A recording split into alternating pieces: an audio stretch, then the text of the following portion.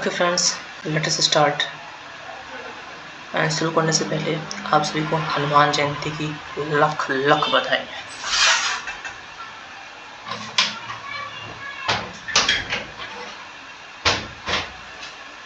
देखते हैं 10 मिनट में कंप्लीट द हिंदू एनालिसिस।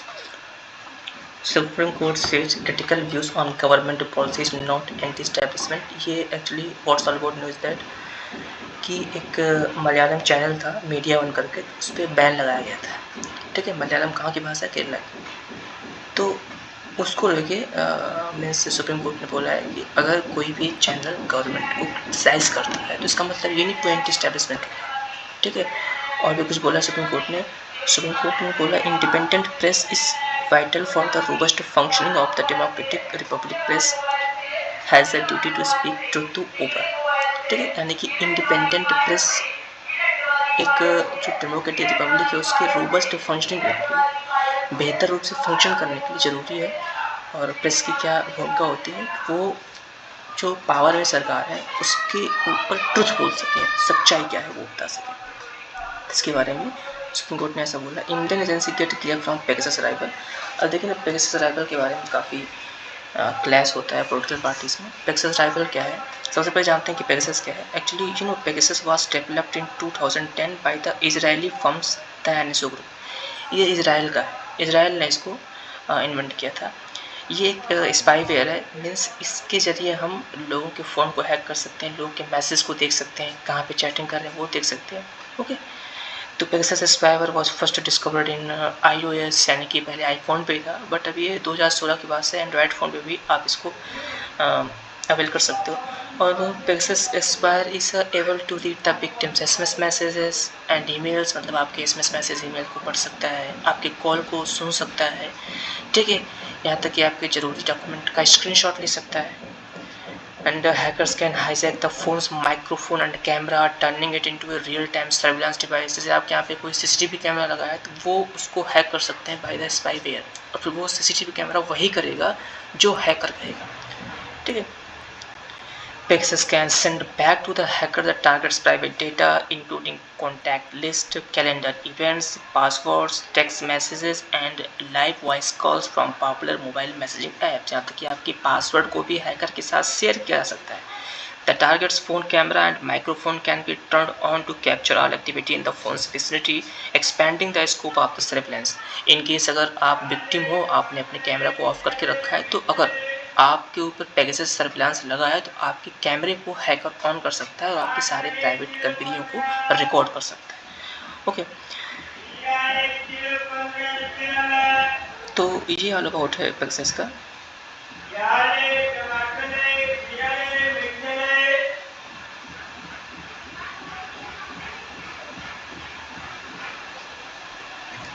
तो इसमें कुछ ऐसे गिवन है कि पेगासस के ऊपर शायद यूएस में कोई इशू फाइल हुआ है, सो मतलब कि कोर्ट में फाइल करना। ओके, अब देखते हैं। ये सब पॉलिटिकल न्यूज है, पॉलिटिकल एंड लोकल न्यूज।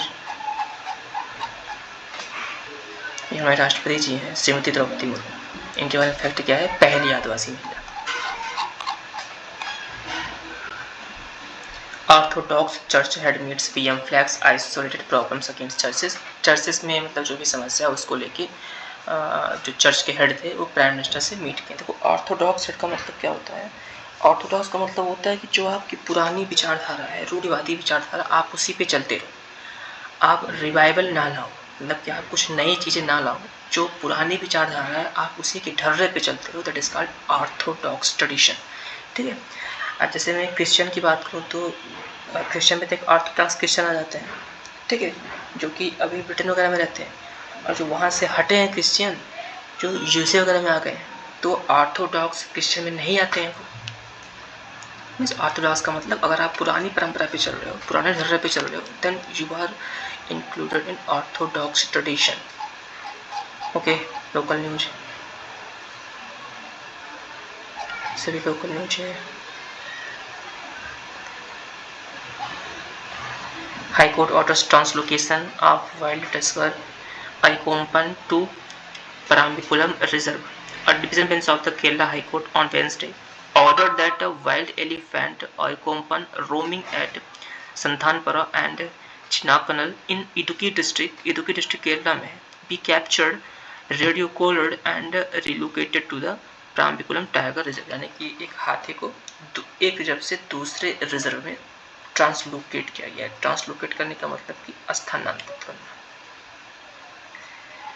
सारे लोकल न्यूज है, एडिटोरियल में बाद में देखता हूँ, पहले आगे देखते हैं। इसमें क्या किया था, ऑब्स्टेकल्स अगेंस्ट ह्यूमन पुलिसिंग मतलब कि जो पुलिस सिस्टम का ह्यूमन की तरफ एक होता है ना कि आपके साथ जाति करी जाती है ना।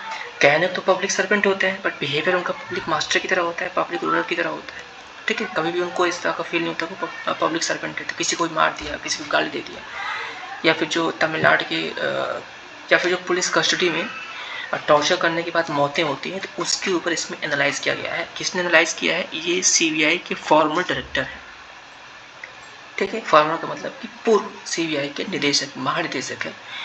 सीबीआई डायरेक्टर का मतलब जो इनकी पोस्ट होती है, it is resembles with IG police of any state. IG मतलब कि inspector general, which one is the second most higher rank after DGP. सबसे ऊपर डीजीपी होते हैं, उसके बाद आपके आईजी आते हैं। तो fight over Savarkar legacy, Savarkar के ऊपर से जो एक चिल्लम चिल्ली चल रही है सारी पार्टियों के बीच में, ठीक है। अब ये रिमार्क क्यों हुआ था कि राहुल गांधी ने एक प्रेस कॉन्फ्रेंस के दौरान बोला था कि I am not a Savarkar, I am a Gandhi, so I can not से सॉरी, ठीक है। इनके हिसाब से, कांग्रेस के हिसाब से सावरकर बड़े कायर थे और उन्होंने माफ़ी मांगी। तो बेहतर जानकारी के लिए आपको सावरकर की कोई बायोग्राफी पढ़नी चाहिए, ठीक है। यहाँ पे केवल मैं हेडलाइन कवर कर रहा हूँ। Close to half cases in High Court pending for over 5 years। इसकी चर्चा मैं कल भी किया था ना कि इस पे हाई कोर्ट में जो केसेस हैं वो पेंडिंग चल रहे हैं। तो कितने, लगभग आधे केस हाई कोर्ट में पेंडिंग चल रहे हैं। मीन्स अगर 100 केसेस फाइल हुए हैं हाई कोर्ट में तो 50 भी पेंडिंग में चल रहे हैं। जिसके बारे में काफ़ी डेटा गिवन है, ठीक है। Take screenshot and you can observe from here. Text कुछ डेटा वगैरह दिए गए हैं इसमें। देखिए जैसे कि शुगर का जो प्रोडक्शन हुआ है वो फर्स्ट 6 मंथ में फॉल हुआ है, गिरा है, यानी कि जो चीनी का उत्पादन हुआ है, ठीक है, वो गिरा है। The number of people from outside J&K who bought land in the Union Territories, 185 people. Minister of State from Home Nityanand Rai informed the Rajya Sabha that 127 outsiders bought land in UT in 2020, while the number was 57 in 2021 and 1 in 2020 after Article 370 was abrogated on August 5, 2019. देखो पहले क्या था कि जब article 370 और 35 कश्मीर पे execute होता था तो बाहर से कोई कश्मीर के अंदर ज़मीन नहीं खरीद सकता था, है ना। जो ज़मीन खरीदेगा वो कश्मीर के अंदर ही जो रहेंगे वही ज़मीन खरीद सकते हैं। और जब से 5 अगस्त 2019 को आर्टिकल 370 और 35 को एब्रोगेट कर दिया गया, एब्रोगेट का मतलब कि निरस्त कर दिया गया, तब से बाहर से लोग भी जाके कश्मीर में ज़मीन खरीद सकते हैं। तो इसका एक डेटा है, 185 लोगों ने ज़मीन खरीदी है वहाँ पे, ठीक है। टूरिस्ट वीज़ाज़ को लेकर कल चर्चा किया था।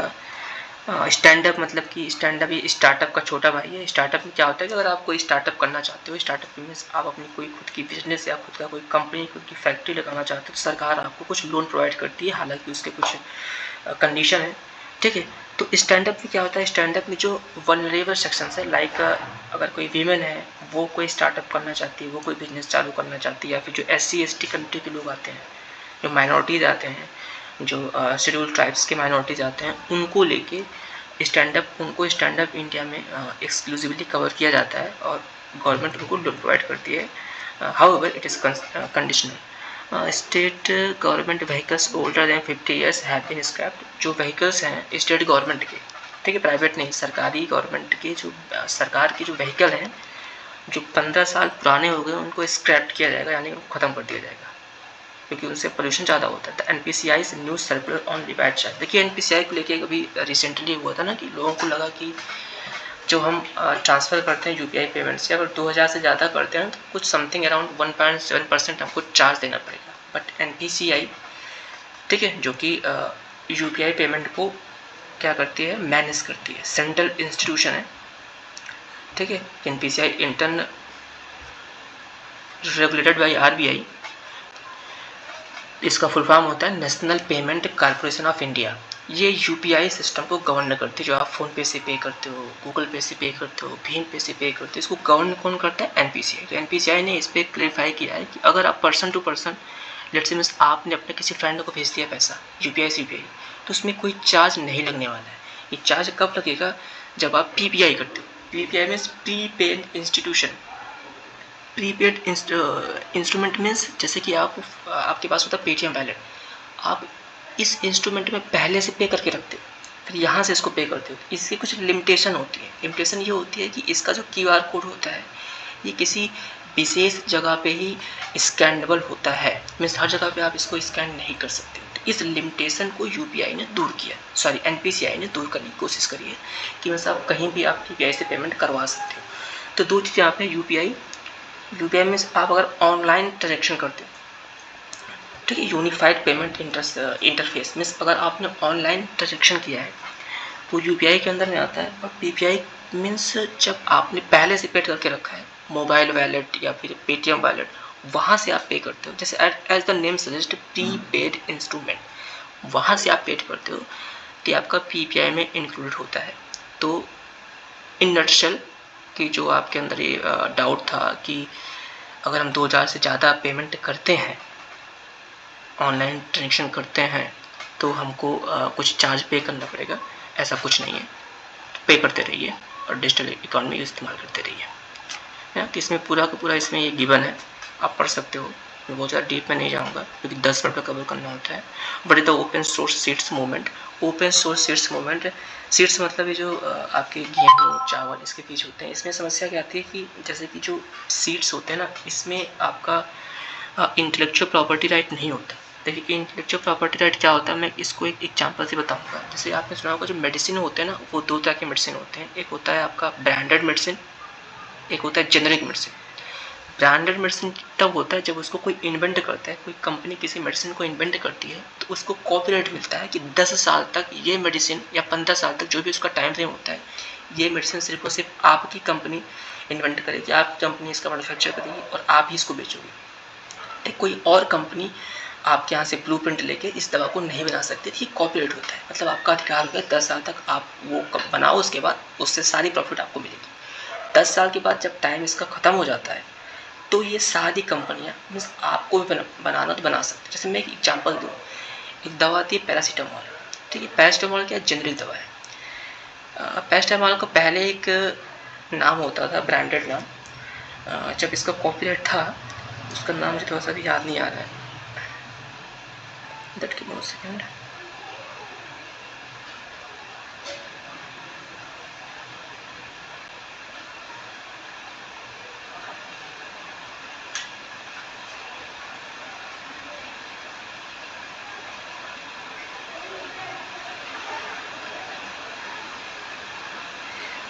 इसका मुझे ब्रांडेड नाम नहीं याद आ रहा है। तो जो ब्रांडेड नाम होता है वो कंपनी के नाम पे होता है, ठीक है। तो जब उसका कॉपीराइट खत्म होता है तो कोई भी कंपनी उसको मैन्युफैक्चर कर सकती है। तो जो उसका नाम होता है वो किसी कंपनी के नाम से ना होकर केमिकल, उसके जो भी उसमें केमिकल पाए जाते हैं उसका केमिकल नेम वहाँ पे स्टैब्लिश किया जाता है, ठीक है। अदरवाइज जैसे कि पैरासीटामोल कोई कंपनी बना रही है, उसने अपने कंपनी से नाम रख लिया, कोई दूसरी कंपनी बना रही है, उसने अपने कंपनी से नाम रख लिया, तो इससे क्या होगा कि एक ही दवा के 50 नाम हो जाएंगे। तो इससे बहुत ज़्यादा मेडिकल मार्केट में कन्फ्यूजन क्रिएट होगी। इसलिए इसका केमिकल नाम इस्टेब्लिश किया जाता है कि हर दुकानों पे या फिर हर कंपनियों पे यही नाम से इसको मैन्युफैक्चर किया जाएगा, ठीक है।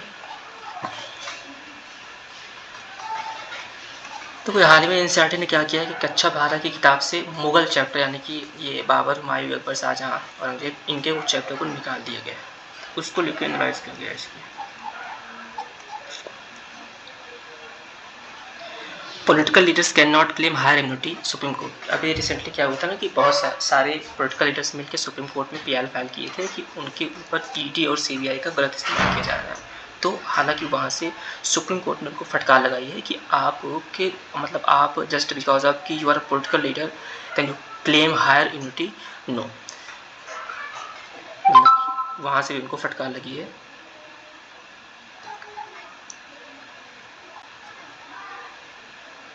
पॉलिटिकल न्यूज है ये। देखिए देखिए, धनकर रिजेक्ट्स खरगेश मूव अगेंस्ट गोयल। धनकर कौन है? हमारे उपराष्ट्रपति हैं जगदीप धनकर जी। ये जो उपराष्ट्रपति होते हैं ये राज्यसभा के पीठासीन अध्यक्ष होते हैं या फिर एक्स ऑफिसो चेयरमैन होते हैं। ठीक है, तो खरगे जो कि कांग्रेस के चीफ भी हैं, इन्होंने क्या किया था एक पॉइंट ऑफ ऑर्डर रेज किया था। देखिए, पॉइंट ऑफ ऑर्डर क्या होता है? ये संसद भवन में इस्तेमाल किया जाता है, लोकसभा में भी, राज्यसभा में भी, विधानसभा में भी और विधान परिषद में भी। पॉइंट ऑफ ऑर्डर ये नॉर्मली जो अपोजिशन पार्टियां होती हैं वो रेज करती हैं।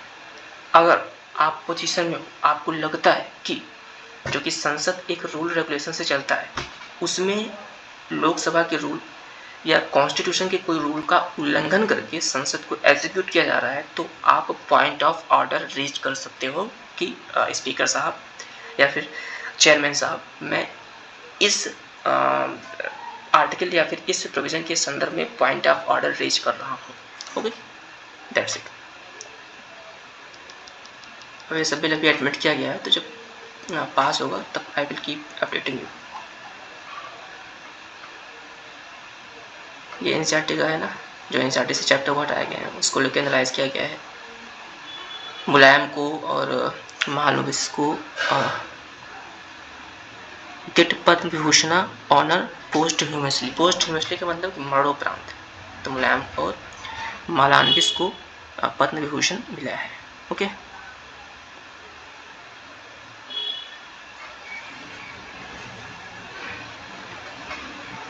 लंपी स्किन डिसीज ये गाय में हो रहा है, जो उनकी स्किन मतलब इसकी वजह से काफ़ी ज़्यादा डिटेरिएट हो रही है।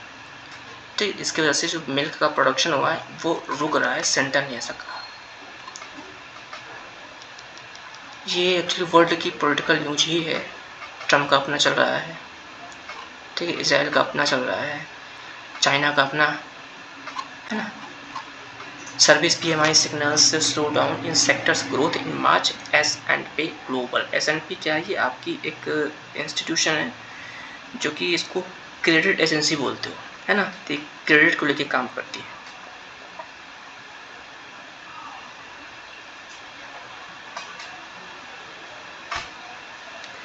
सर्विस, देखो PMI के बारे में थोड़ा सा बात कर लेते हैं। इसका फुल फॉर्म क्या होता है आपका? Purchasing manager index.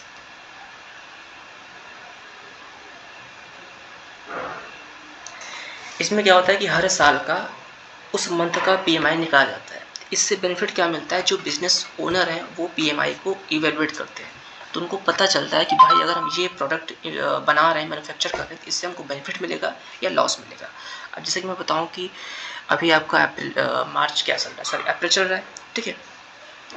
अप्रैल में अप्रैल का PMI आप मैच करेंगे लास्ट मार्च से, ठीक है। अगर उसमें वो ज़्यादा है, जिस प्रोडक्ट का PMI ज़्यादा है, तो आपको क्या पता होगा कि ये इसका PMI ज़्यादा है, मीन्स आप इसको बेहतर इसको मैन्युफैक्चर करोगे तो आपको प्रॉफिट मिलेगा।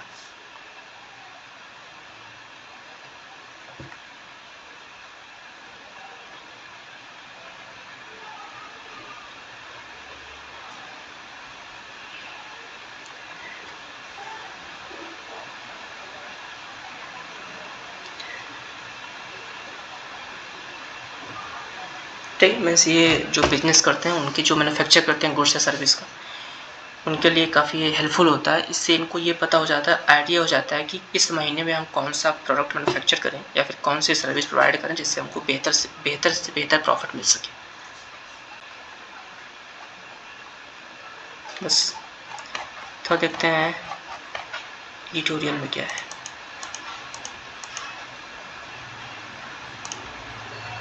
A long view of south Asian drama. देखो, साउथ एशिया का ड्रामा, उसके ऊपर एनालिसिस किया गया। जैसे कि पाकिस्तान में गवर्नमेंट है, बार बार हंग, जो भी इलेक्शन हो रहा है तो हंग असेंबली बन जा रही है। हंग असेंबली का मतलब जब कोई भी पार्टी फुल मेजॉरिटी ना अप्रूव कर जाए तो ऐसी असेंबली को हंग असेंबली बोलते हैं। त्रिशंकु विधानसभा कि यहाँ पे क्या होता है कि कोई भी पार्टी परफेक्ट मेजॉरिटी में नहीं रहती है।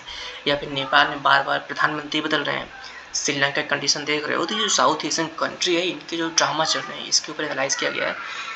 और ये आपका ग्रोथ मैथ है ना, जो मैं कल ही इसके बारे में डिस्कशन किया था कि जैसे कि आपका जो वर्ल्ड बैंक है उसने कहा कि GDP ग्रोथ कितना होगा, 6.3% से 6.6% लेकर आए, ठीक है। वहीं एशियन डेवलपमेंट ने बोला कि 7% से कम हो जाएगा। इसके ऊपर इसको एनालाइज किया गया है।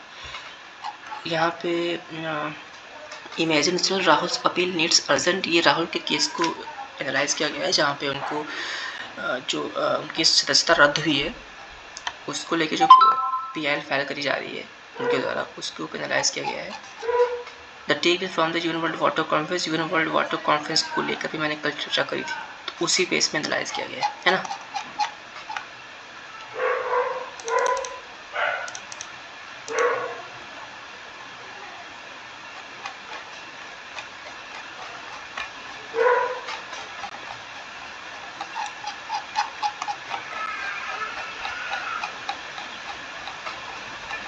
देख लेते हैं कि इंग्लिश सेक्शन में क्या पब्लिश किए हैं। Know your English. Meaning of गोटा, GOT, इसका मतलब क्या होता है? इसका मतलब होता है गॉड टू। जब गॉड टू को आप इसको शॉर्ट फॉर्म में बोलते हैं, जैसे कि लेटमी होता है तो लेटमी को आप क्या बोलते हैं? लेमी। तो वैसे गॉड टू को आप गोटा बोल सकते हैं। ओके,